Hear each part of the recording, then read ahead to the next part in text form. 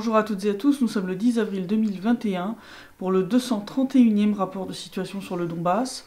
Un rapport de situation principalement axé sur l'évolution de la situation militaire ici et sur les conséquences que cela a en termes politiques et diplomatiques, entre autres entre la Russie et l'Occident. Sur le plan militaire, du 3 au 9 avril 2021, l'armée ukrainienne a violé le cessez-le-feu en RPD à 27 reprises, donc on est à plus que la semaine dernière, durant lesquelles elle a tiré 288 munitions, donc là on est à peu près au double, dont 145 au but de mortier de 120 et 82 mm, là aussi on est à 2 fois le score de la semaine passée. Il faut y rajouter les 3 violations du cessez-le-feu et les 68 munitions, dont 2 au but de mortier de 82 mm, tirées par l'armée ukrainienne durant les dernières 24 heures. Ces tirs ainsi que le largage d'un engin explosif par un drone ukrainien ont fait un mort parmi les civils, un enfant, je vais y revenir en détail, et un soldat. On a eu aussi un blessé parmi les civils. Une habitation a été endommagée. Il y a aussi une civile qui a été blessée à Zaïtsevo par l'explosion d'une munition qui n'avait pas détonné à l'impact alors qu'elle travaillait dans son jardin. Et on a un autre civil qui a été blessé, entre autres aux mains, il a perdu quelques phalanges. Il a ramassé devant chez lui un paquet qui avait été déposé devant la porte de son immeuble dans le district de Kalininski, à Donetsk. La vie de l'homme n'est pas en danger, il a été pris en charge et soigné à l'hôpital spécialisé, le centre de traumatologie de Donetsk.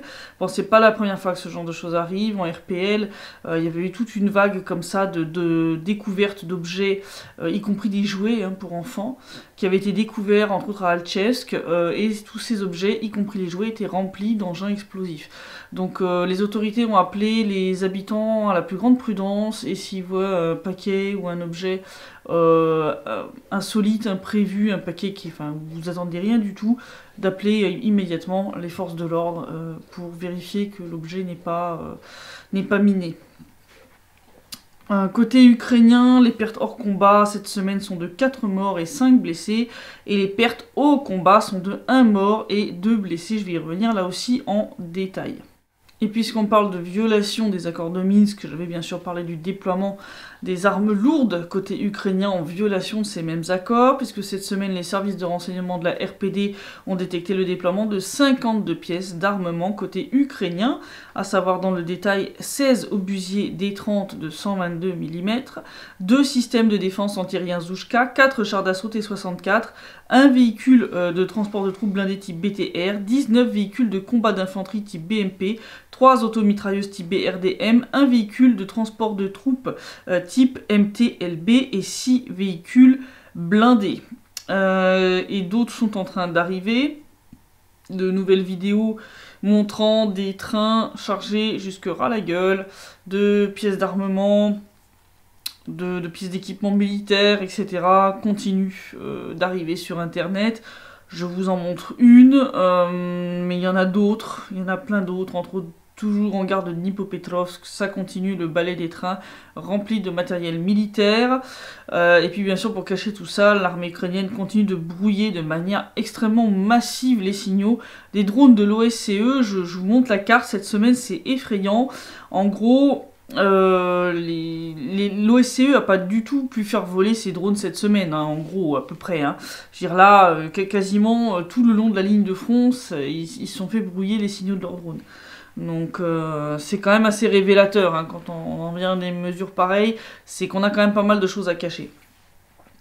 Je vais revenir en détail sur la mort du petit Vladislav, 4 ans et demi, dont j'avais brièvement parlé la semaine dernière. Donc en fait, il se trouvait chez ses grands-parents pour le week-end, et il jouait dans la cour, puisque bon, ils sont à 15 km de la ligne de front, donc ils se sont dit, ça risque rien.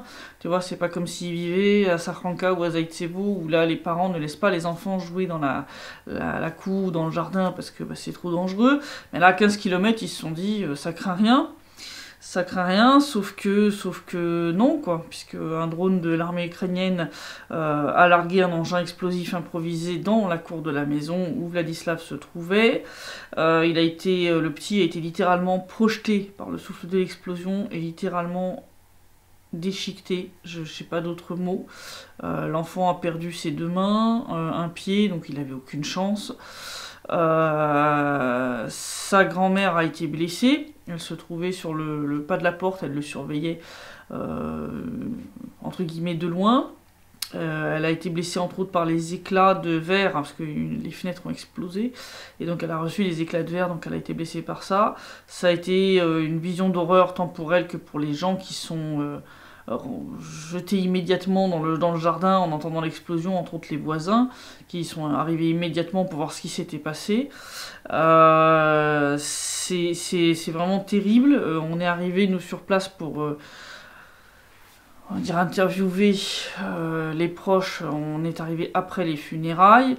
Les funérailles ont été filmées par Newsfront et par les chaînes russes pour bien montrer, contrairement à certains fakes qui circulaient côté ukrainien, que l'enfant n'avait même pas existé ou qu'il n'était pas mort. Hein, voilà. Donc on n'organise pas des cérémonies d'enterrement fictives, nous. Hein.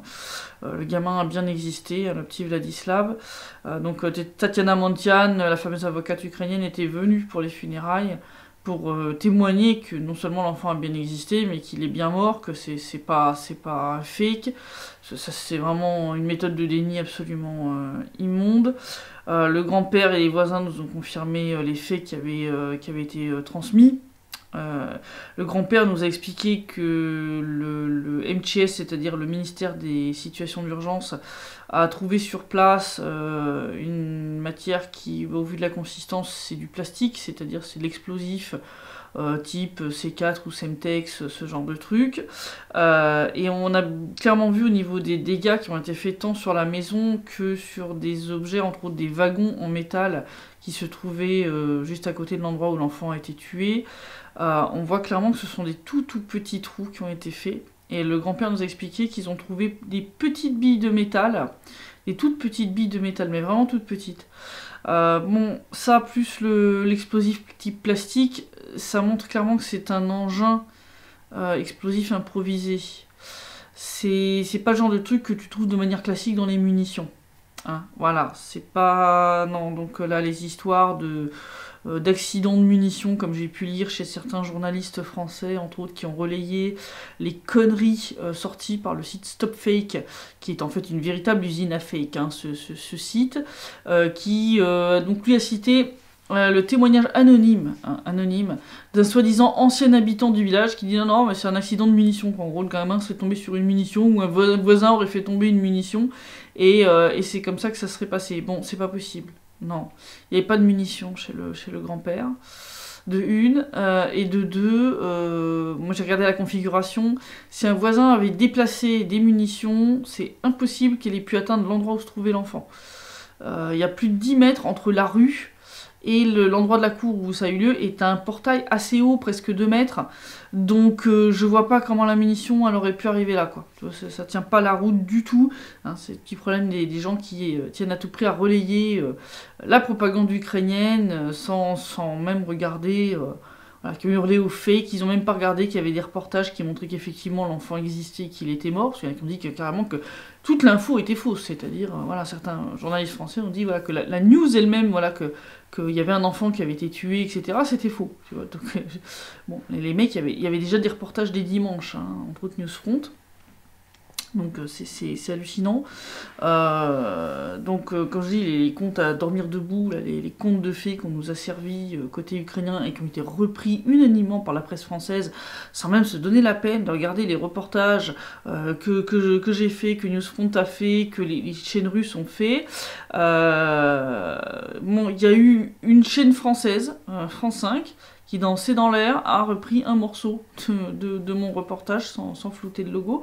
Bon, il reste bien sûr sur le truc de l'histoire, bon, la propagande russe, machin, mais la propagande russe, je suis désolée, quoi. J'ai vu ce que le grand-père me décrit, et le grand-père n'a aucune raison de me mentir. Bon, la version du drone qui a largué un engin explosif improvisé tient quand même plus la route que les histoires de munitions qui seraient tombées par accident depuis on sait où, dans un endroit de la cour qui est à plus de 10 mètres de la rue, quoi. Enfin, je veux dire, c'est n'importe quoi. La tentative de déni la plus pathétique fut celle qui a consisté à essayer de faire croire que la ligne de front était bien plus loin qu'elle n'en est en réalité. Donc on a eu des médias ukrainiens qui ils ont fait une carte où ils ont tiré une ligne de 28 km depuis le nord-ouest de Gorlovka, alors que la ligne de front, elle est à peine à 15 km au nord. d'Alexandrovskoye. Hein, je vous montre les cartes. Le truc, c'était de dire, oui, mais les drones ukrainiens peuvent pas aller aussi loin. Sauf que bon, si 28 km, ça peut faire une bonne petite trotte, effectivement, pour un petit drone. Pour un drone plus gros, et l'Ukraine en a, il n'y a pas que les Bayraktar. Pour les autres, c'est rien du tout. Hein. C'est vrai que pour un petit Mavic ou un petit Fantôme, tu peux oublier, c'est 10 km maximum. Mais pour un Bayraktar, un Fury, un Raybird 3, un Spectator, ou même un Leleika 100, c'est tout à fait faisable. Hein. Je veux dire, le Leleika, qui est déjà utilisé d'ailleurs dans le conflit du Donbass, qui a passé des tests assez poussés au sein de l'armée ukrainienne, c'est un drone de petite taille et qui peut voler sans problème à 45 km derrière la ligne ennemie, sans perte de contrôle. Il peut voler, il a une autonomie de 100 km et il peut porter une charge de 5 kg, donc c'est largement suffisant pour un engin explosif improvisé, quoi. Donc venir nous dire que c'est pas possible, qu'un drone vole jusque-là, bon, bah soit vous n'avez pas révisé, soit vous êtes de mauvaise foi, mais voilà. Pourquoi je parle particulièrement du Leleika? Parce que les gens nous ont dit qu'ils n'ont pas entendu le drone. Or, plus un drone il est gros, c'est d'ailleurs ce que nous a dit un voisin, il dit quand on entend des drones voler, ce sont ceux de l'OSCE, parce qu'ils sont assez gros, ils ont un moteur qui fait beaucoup de bruit, donc tu les entends. Mais c'est vrai que les petits drones, s'ils volent suffisamment haut, tu les entends pas. Tu les entends pas du tout, et là ils n'ont pas entendu. Le seul truc qu'ils ont entendu, c'est l'explosion. Et donc ça serait potentiellement un truc comme le Leleika. Le Leleika est déjà beaucoup utilisé dans le conflit du Donbass par l'armée ukrainienne. Donc ça aurait rien d'étonnant qu'ils aient utilisé de nouveau ce drone pour une opération terroriste, parce que c'est ce que c'est. Donc l'argument de la distance par rapport à la ligne de front, ça tient pas. Même les 28 km là qu'ils nous ont montré, le drone aurait pu le faire. Le Leleika aurait pu le faire sans aucun problème. Donc franchement, ça tient pas la route. C'était vraiment abject, tous ces dénis de ce qui s'est passé, des gens qui continuent encore sur Twitter de relayer ces conneries, me dire qu'il y a des témoignages de quoi? Des témoignages anonymes de gens qui soi-disant n'habiteraient plus dans le village mais auraient encore des amis sur place. C'est quoi ça? C'est la mère Michu qui a dit au père Lustucru que machin lui a dit que... Enfin, je veux dire, là, faut arrêter, quoi. Enfin, c'est n'importe quoi. Nous, on a les témoignages face caméra des personnes directement concernées. Ça, c'est ce qu'on appelle la source primaire. Excusez-moi, c'est quand même vachement plus fiable qu'un témoignage anonyme sorti par un site qui est un spécialiste de la production de fake en série. Voilà, hein, je veux dire, stop. Et puis bon, l'Ukraine s'est pas arrêtée là, hein, niveau escalade de la situation. On a eu le 6 avril l'armée ukrainienne qui a tiré sur Vassilievka, donc ce village qui est au nord de Yassinovataya. Ils ont endommagé une habitation et une ligne électrique, résultat la localité s'est retrouvée sans électricité. La station d'épuration de Donetsk aussi s'est retrouvée prise sous les tirs, donc le personnel a dû se réfugier dans les abris anti-bombardement. Résultat, bah, il a fallu mettre la station, pas complètement à l'arrêt, mais diminuer grandement sa capacité de traitement. Et donc, bah, ils ont dû réduire l'approvisionnement en eau des deux côtés de la ligne de front, puisque je rappelle que cette station d'épuration dessert en eau les deux côtés. À ces crimes de guerre de l'armée ukrainienne s'est ajouté la violation du fameux premier point des mesures additionnelles de contrôle du cessez-le-feu, à savoir l'interdiction de toute opération offensive ou de reconnaissance. Puisque cette semaine, la milice populaire a révélé que le 4 avril, ils ont tenté, côté ukrainien, de profiter de l'obscurité, de la pluie et du brouillard. Ils ont envoyé un groupe de 3 soldats pour tenter de mener une sorte d'opération à la fois de reconnaissance des mines installées entre leurs positions et les nôtres, et de déminer en partie. Vu le matériel qu'ils avaient, il semble qu'il y avait quand même aussi pour but d'en installer d'autres, soit des mines, soit des engins explosifs maison. Bon, les soldats de RPD les ont quand même assez vite repérés. Ils les ont laissés s'approcher jusqu'à être à portée de tir d'armes légères. Et puis une fois qu'ils se sont trouvés assez près, les soldats de l'RPD ont ouvert le feu. Ils ont tué un soldat ukrainien. Les deux autres, donc c'est les deux qui auraient été blessés, se sont enfuis en laissant le corps de leurs camarades sur place. Le corps a été récupéré par la milice populaire de l'RPD, qui l'a identifié identifié comme étant Igor Baitala, un sapeur du 8e bataillon d'assaut de montagne de la 10e brigade des forces armées ukrainiennes. Et puis comme je dis, voilà, sur lui on a retrouvé détecteurs de métaux, la tige de métal pour sonder le sol, mais aussi de quoi installer des pièges et des mines. Donc il semble que leur but c'était à la fois de trouver ou de déminer un passage sûr jusqu'à nos positions et d'installer d'autres mines ou engins explosifs ailleurs. Bon, ça généralement c'est le genre de truc quand tu veux préparer une attaque. Voilà. Donc ça fait partie d'un des nombreux très mauvais signes qui continuent de s'accumuler. Voilà. Et pendant que la situation continue de s'aggraver par la faute de l'Ukraine, faut quand même dire les choses comme elles sont. Oh bah Kiev et puis l'Occident pratiquent l'inversion accusatoire à échelle industrielle pour faire porter la responsabilité de l'escalade à la Russie. On a eu les médias occidentaux qui tournent à plein régime pour faire croire que l'Ukraine veut la paix et que c'est la Russie qui est responsable de l'escalade de la situation dans le Donbass. On a eu entre autres Siouan qui a signé dans Libération une interview du ministre des Affaires étrangères ukrainien, Kouleba, dont le titre est clair comme de l'eau de roche. L'Ukraine ne veut pas la guerre, nous ne cherchons pas l'escalade.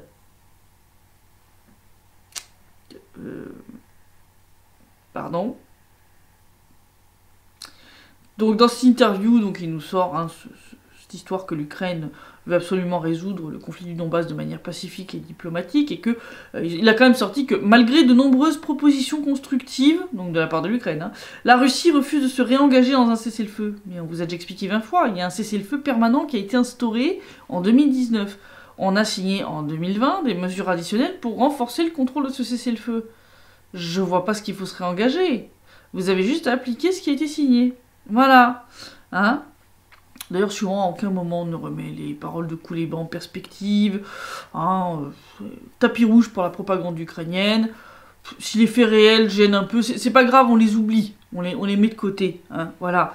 Petit problème, encore une fois, c'est pas un conflit russo-ukrainien. Comme je l'ai déjà dit 26 000 fois, la Russie n'est pas partie au conflit. Allez lire les accords de Minsk. Merde.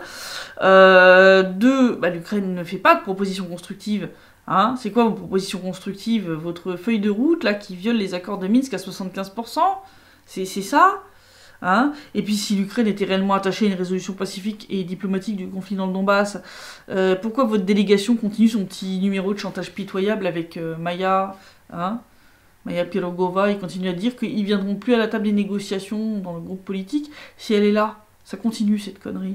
Ils ont aussi sorti que, une fois que les histoires de quarantaine seront terminées, qu'on n'aura plus besoin de passer par la vidéoconférence, ils veulent plus faire les négociations à Minsk, parce qu'ils disent que la Biélorussie, c'est un état pas gentil, tu vois, ils sont pas démocratiques, et puis en plus, ils sont méchants avec l'Ukraine, tu vois, enfin, en gros, c'est à peu près ça.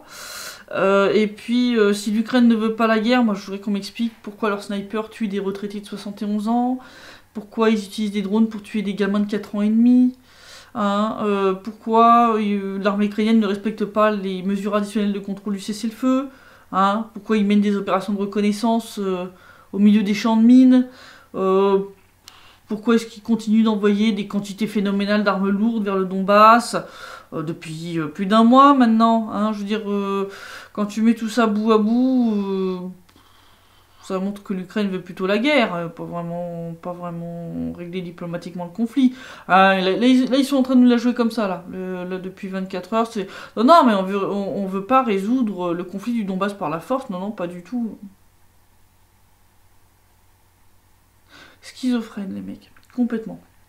Je veux dire... tous les médias occidentaux se focalisent sur les mouvements de troupes russes en Russie, je précise, mais ils oublient que c'est une réponse aux propos et aux actes de l'Ukraine. C'est comme si tu vois quelqu'un frapper quelqu'un d'autre et t'as loupé le moment d'avant, tu vois, où en fait c'est celui qui vient de se prendre le coup de poing qui avait attaqué le premier. Je veux dire, il faut toute l'information. Voilà, faut pas en mettre que la moitié, sinon on fait de la merde, on fait de la propagande. Oui, mais bon, je tiens quand même à le souligner parce que la presse française c'est pas franchement illustré là-dedans. C'est d'ailleurs grâce à cette astuce que tous les pseudo-experts des think tanks pro-OTAN, genre Atlantic Council, nous déclarent que la Russie veut lancer une attaque contre l'Ukraine dans les jours ou les heures qui viennent.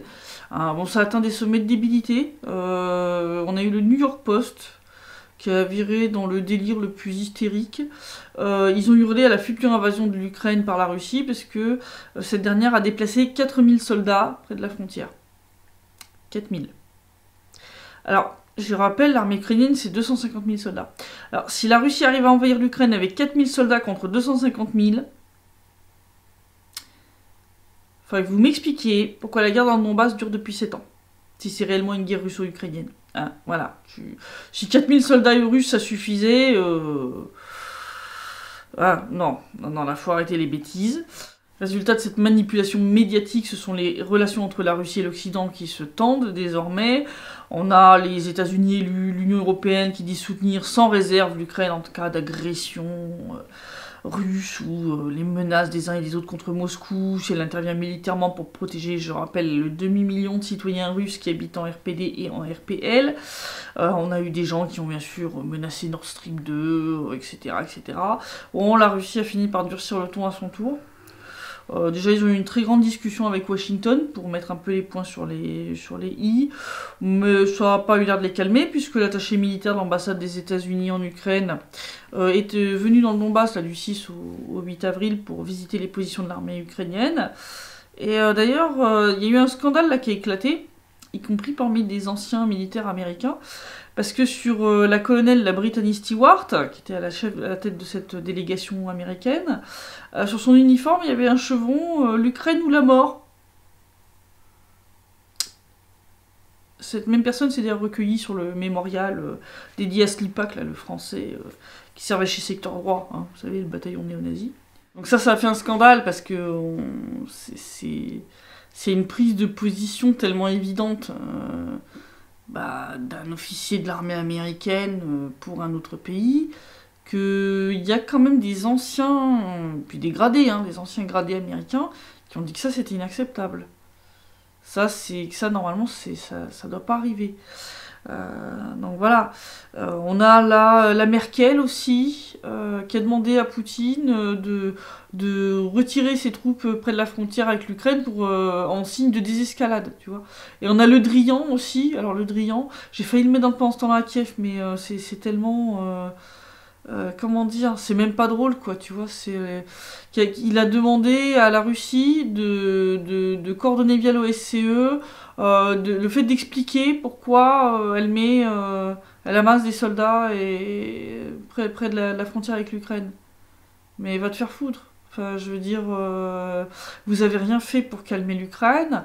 Vous lui avez laissé un blanc-seing à force d'abonder dans son sens avec ces histoires de conflits russo-ukrainiens et d'appeler la Russie à respecter les accords de Minsk, ce qui n'a aucun sens, etc. Mais la Russie, elle va vous envoyer vous faire voir. D'accord ? Il y a un risque de reprise d'un conflit à la frontière. La Russie va pas dégarnir sa frontière et rallonger son temps de réaction de plusieurs heures pour vous faire plaisir. Voilà, c'est ce qu'a dit Peskov et Kozak, qui sont respectivement quand même le porte-parole du Kremlin, et Kozak, donc qui est quand même l'adjoint de cabinet de Poutine, qui ont dit très clairement que voilà, si l'intensité du conflit le justifie, la Russie interviendra pour protéger ses citoyens vivant dans le Donbass. Ça a été très clairement dit. Voilà. Là, ils ont même pas fait de périphrase ou de machin. Ils ont dit, voilà, si ça vire à la Srebrenica, nous, on va intervenir. On va intervenir militairement pour protéger nos concitoyens. Donc, c'était vraiment sous forme d'avertissement, en mode, bon, là, arrêtez les conneries, parce que si vous jouez trop avec le feu, vous allez vous brûler. Très clairement, Kozak a dit, Dmitri Kozak, qui était quand même chargé de mener les négociations avec l'Ukraine pour essayer de faire avancer un peu le schmilblick, vu que l'Ukraine ne veut pas négocier avec nous comme le prévoient les accords de Minsk. Kozak avait dit, écoutez, si vous faites ça, si vous reprenez les hostilités dans le Donbass, c'est le début de la fin de l'Ukraine. Voilà. Ça a été dit très clairement. Kozak et d'autres analystes l'ont dit. si l'Ukraine se lance dans ce machin, ça va être comme la Géorgie en 2008. Vous avez des belles paroles de soutien de la part de l'OTAN, mais il n'y a personne qui ira se mouiller, risquer la vie de ses soldats pour les yeux de l'Ukraine. Je vous le dis, vous finirez tout seul pour aller affronter la Russie, et ça va très mal se terminer pour Kiev. Donc faut arrêter. Et puis et la France et l'Allemagne, arrêtez vos histoires de demander à la Russie de retirer ses troupes. Commencez par dire à l'Ukraine de retirer les siennes, d'appliquer les accords de Minsk, d'appliquer le cessez-le-feu et d'appliquer le retrait des troupes, c'est-à-dire de requitter les positions qu'ils ont réinvesties en violation des accords de Minsk et des mesures additionnelles de contrôle du cessez-le-feu. D'accord ? Voilà. Après, vous serez en mesure de demander quelque chose à la Russie. Mais tant que vous n'avez pas fait quoi que ce soit pour une réelle désescalade côté ukrainien, c'est pas la peine de demander à la Russie de se priver de son moyen de réponse. Parce que ce n'est qu'un moyen de réponse, c'est pas la Russie qui va attaquer. Ça, faut arrêter les conneries. Voilà. En Ukraine, je passe très très brièvement, mais là il y a eu un sondage qui a été publié récemment qui montre que la situation ne va pas en s'améliorant, que les gens sont conscients. Il y a quand même 68% des Ukrainiens qui pensent que le pays va dans le mur quand même, qu'il va pas dans la bonne direction. 7 sur 10 quand même. 7 sur 10 qui sont conscients. 22% pensent qu'il va dans la bonne direction, 10% ils savent pas. Résultat, le taux d'anti-popularité de Zelensky est désormais de 52%, donc il y a 52% des Ukrainiens qui n'ont pas confiance dans leur président. Ça, c'est pas bon pour lui du tout. Et donc je pense qu'il va continuer à fond dans le muselage de l'opposition. Là ça continue contre Medvedchuk, contre Chary. Donc très clairement ça va aller qu'en s'aggravant côté ukrainien. Là il y a eu un ancien ministre de l'économie ukrainien qui a dit que l'Ukraine se dirige vers un scénario où en gros ils vont se retrouver avec 90% de gens sous le seuil de pauvreté, 10% de gens très riches, mais que voilà, il a dit c'est pas tenable. Ça sera pas un système de société qui est tenable sur le long terme, donc ça va être très instable et ça va péter de tous les côtés. Donc là ils sont bien engagés dans la course vers l'abîme, là, je veux dire. Voilà. Cette semaine, on a fêté les 7 ans de la proclamation de la République populaire de Donetsk. À cette occasion, Denis Pouchiline a fait une grande conférence de presse. J'ai traduit les morceaux les plus intéressants. Je vous ai épargné toutes les parties un peu trop, on va dire, politiques intérieures qui sont pas intéressants pour vous. Donc je vous encourage à aller regarder, à aller lire cet article. Il est, je pense, assez intéressant.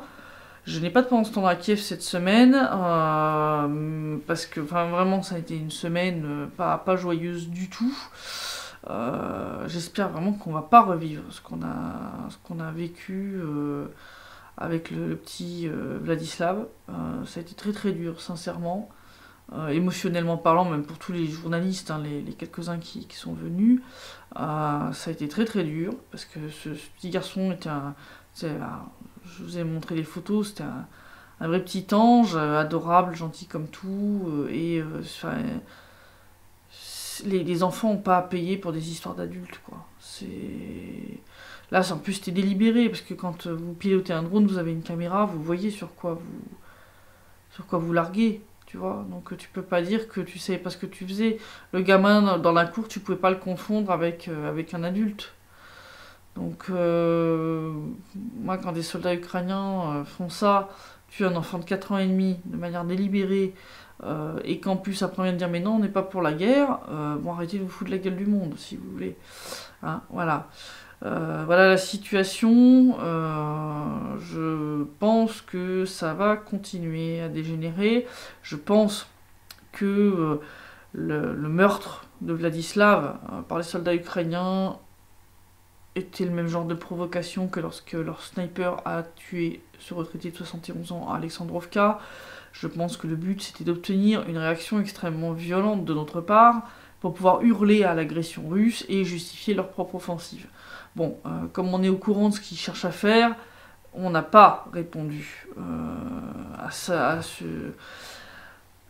cet acte terroriste, parce qu'il faut appeler les choses comme elles sont, et donc on leur a pas offert le casus belli dont ils rêvent. Donc ils vont continuer jusqu'au moment où soit ils obtiennent le casus belli qu'ils veulent, ou ils vont le fabriquer tout seuls, ou ils vont s'en passer et ils vont nous faire un remake de l'attaque de la Géorgie contre l'Ossétie du Sud en 2008.